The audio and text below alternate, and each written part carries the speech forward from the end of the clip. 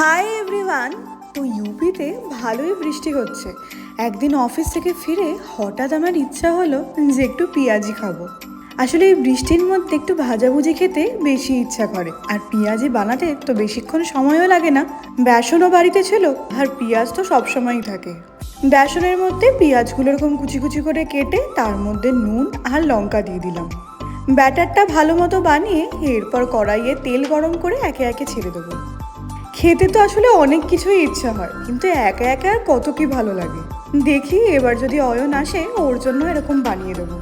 পেঁয়াজি বানানো হয়ে গেছে, আর আমি রিসেন্টলি না এই ব্রাউন এগস নিয়ে এসেছিলাম। অনেকের ভিডিওতে দেখি এরকম ব্রাউন এগস খায়, ভাবলাম হয়তো বিশাল প্রোটিন। আনার পর যখন একটু রিসার্চ করা শুরু করলাম, দেখলাম খুব একটা ডিফারেন্স নেই। তাই বেকার বেকার এক গাদা দাম দিয়ে আর ব্রাউন এগস খাওয়ার কোনো দরকার নেই।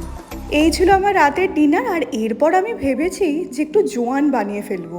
এখানে তো ওরকম ভাজা জোয়ান পাওয়া যায় না, তাই এমনি কাঁচা জোয়ান আনিয়েছিলাম। এর মধ্যে দিয়ে দিলাম লেবুর রস। আমি তো ভেবেছিলাম যে আধখানাতেই কাজ হয়ে যাবে, কিন্তু দিতে দিতে দেখি প্রায় আমার আড়াইখানা মতন লেবু লেগেছে।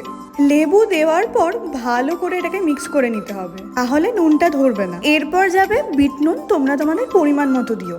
আবারও ভালো করে এটাকে মিক্স করে নেব। কাজ কিন্তু ব্যাস এইটুকুই। এরপর শুধু কড়াইটা গরম করে এর মধ্যে পুরো জোয়ানের মিক্সচারটা দিয়ে ভালো করে নেড়ে নেব যতক্ষণ না ড্রাই হয়ে যায়। আসলে এটা রোদে রেখে শুকোলে আরও ভালো হয়, কিন্তু আমার এখানে আর সেই সুযোগ তো নেই। তো একদিনে আমি দুটো জিনিস বানিয়ে ফেললাম। টাটা।